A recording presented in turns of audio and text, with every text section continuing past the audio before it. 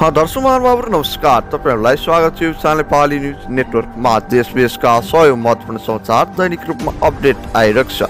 आजकै तपाईहरु कहाँदेखि हुनुहुन्छ, के भन्न चाहनुहुन्छ, तपाईहरुको मनमा लागेको प्रतिक्रियाहरु तल कमेन्ट बक्समा जोड्न नभुल्नुहोला। साथै च्यानललाई सब्स्क्राइब गर्नुहोला। आजकै समाचारहरु अन्तिमसम्म हेर्नुहोला किनकि समाचारहरु निकै नै महत्त्वपूर्ण रहेका छन्। 11 र 20 गते भित्र मन्त्रालयमा हाजिर हुन प्रधानमन्त्रीको निर्देशन, यस बारेमा जानकारी। आजकरी रवि लामिछाने छुट्ने बारेमा नि महत्त्वपूर्ण अपडेट आजको भिडियोमा दिनेछौँ। आजकरी राष्ट्रपति सभापतिदेखि प्रहरी उच्च अधिकारीसम्म अनुसन्धानको दायरामा, यस बारेमा नि विशेष जानकारी। आजकरी आउनुहोस् आजको पहिलो विशेष खबरतर्फ लागौँ। आजकरी जेजी आन्दोलनका क्रममा 23 र 24 भदौको घटनामा जाँचबुझ गर्न गठित आयोगले राजनीतिक दल नेताहरूसँग सुरक्षा निकायका उच्च प्रदर्शन अधिकारीसम्म जाँचबुझ केन्द्रीय गरेको छ। आयोगले नस्कु जेलबाट निस्किएका राष्ट्रिय सूत्र पार्टी रासपाका सभापति राबिसाने र सो जेलर तोडफोड गर्ने विषयमा बयान र अनुसन्धान थालेको बताएको छ। उनीहरूसँगै तत्कालीन उपत्यका प्रहरी प्रमुख एआइजी दानबहादुर कार्की लगायतका उपत्यका नछोड्ने आदेश जारी गर्दै जाँचबुझका लागि प्रभावकारी बनाउन थालिएको आयोगले प्रदर्शनकारी बताएका छन्। नस्कु कारागार पुगेका आयोगले राष्ट्रपा सभापति तथा पूर्व मन्त्री रवि लामिछानेको बयान लिएको छ। आइतबार आयोगको टोली नस्कुको पुगेर लामिछानेसँग बयान लिएको आयोगले सदस्य विज्ञानका शर्मालाई बताए। त्यसैगरी आयोगको टोलीले कारागारका नछोड्न बनाएको चौतर्फी पनि सोधपुछ गरेको छ। जेलबाट कैदी फरार भएको विषयमा जोशीसँग समेत आयोगले सोधपुछ गरेको छ। आयोग कार्यालयमा बोलाएर कारागारमा तत्कालीन जेलर सत्यराज जोशीसँग सोधपुछ गरेको आयोगले प्रवक्ता समेत रहेको शर्माले बताए। त्यसरी शर्माले भने जसले सत्यराज जोशीलाई रविको विषयमा पत्र कसरी बन्यो र रवि कसरी निस्किए भन्ने विषयमा सोध्यौ। नस्कुबाट कैदीवादीहरू निस्किएपछि देशभरका अन्य विभिन्न कारागारबाट समेत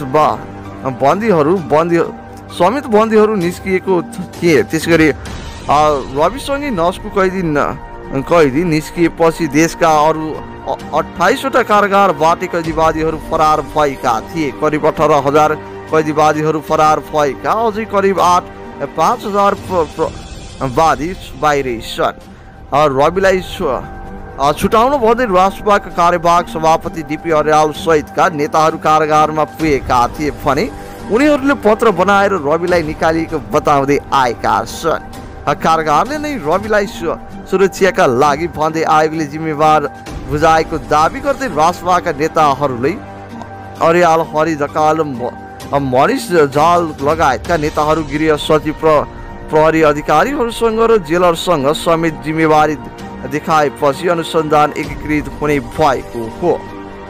त्यसगरी गत 23 र 24 भदौको घटनाको अनुसन्धान गर्ने कार्यक्रममा न्यायाधीश छानबिन आयोगले आन्दोलन अधिकांश पीडित काठमाडौँका रूपमा जिम्मेवारी भएको उपत्यका प्रहरी प्रमुख एआइजी दानबहादुर कार्कीलाई उपत्यका नछोड्ने आदेश दिएको छ। आन्दोलनका क्रममा भएको उपत्यका घटनाहरूको कार्यक्षेत्रमा जिम्मेवारी प्रहरी अधिकारी तथा प्रशासनहरूलाई समेत छानबिन दायरामा भएको उपत्यका नछोड्न निर्देशन दिएको आयोगले जानकारी दिएको छ।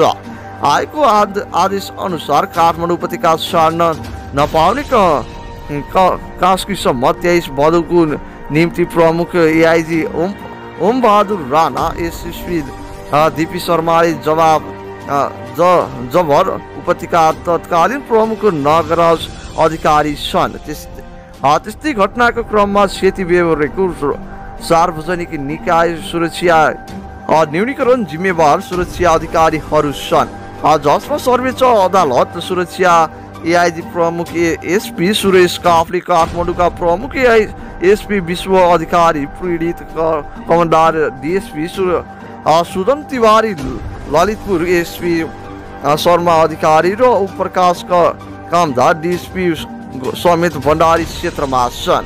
त्यसगरी भरतपुर एसपी माधव बुढाथोकी र अपरेसन करदार डीएसपी डुङ्गराज न्युपानी, संसद भवन कार्यदारी डीएसपी एन्जिला गिरी र नगर प्रहरी प्रमुख मन्जिल मुख्य लगायतका उपत्यका नसुनी गरी स्थान तोकिएको छ।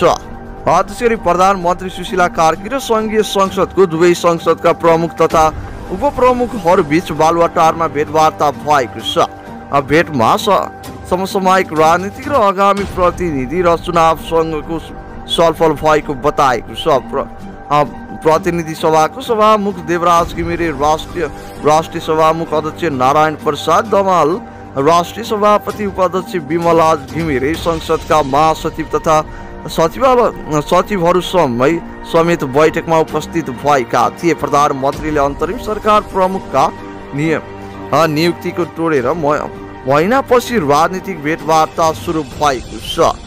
हिजो 7 वटै प्रदेशका प्रमुखहरूसँग रामहरीको छलफल भएको बताएका थिए।